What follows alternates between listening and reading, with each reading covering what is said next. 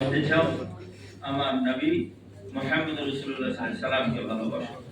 যারা ভালোবাসবে তারা এভাবে আমাকেই ভালোবাসবে। কাকে ভালোবাসলো? আল্লাহকেই ভালোবাসলো।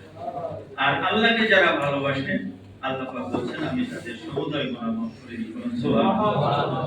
আর আমার নবী বললেন তোমরা আমার ইমাম হাসান হুসাইনকে ভালোবাসো, নিশ্চয়ই আমার ভালোবাসা অর্জন করবে। তাহলে এখানে দুটো শাখা যোগ হয়ে গেল। অনেক কথা আছে, আমি কথা বলবো না, যেহেতু অনেক আলোচক আছেন ওনারা আলোচনা করবেন। বিশেষ করে যদি ইমাম হুসাইন রাদিয়াল্লাহু তাআলা আনহু এবং হাসান রাদিয়াল্লাহু তাআলা আনহু একটা মিথ্যা কথা বলতেন, তাহলে কি তাদেরকে এই শাহাদাত বরণ করতে হতো?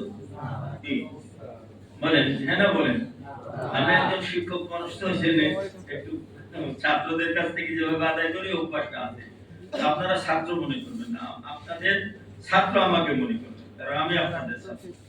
তো দেখেন, জীবন দিব, মিথ্যা বলবো না, আদর্শ কার? আমার নবী, তারপরে কার?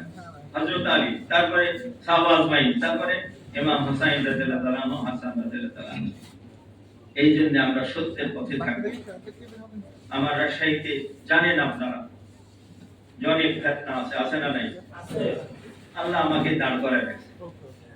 আমি সরাসরি বলি যে তোমরা যদি আমাকে বের করো সমস্যা নাই, কিন্তু ইমাম হাসান হুসাইন এবং আমার নবী সাহাবা আজমাইনের প্রেম থেকে এতটুকু সরাতে হবে। এটা আমি বলে থাকি, আমার বিভিন্ন আলোচনায় আমি বলে থাকি।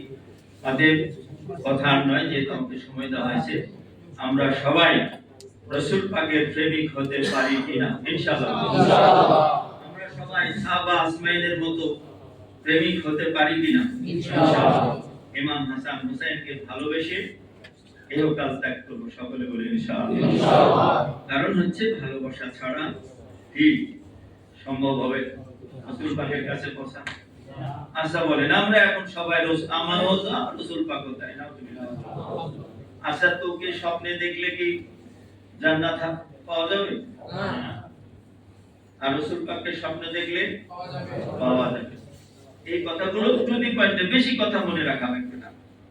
রাসূল পাক সাল্লাল্লাহু আলাইহি সাল্লামের মাধ্যমে কি আসছে? কোরআন আসছে। আমাদের মাধ্যমে আসছে না?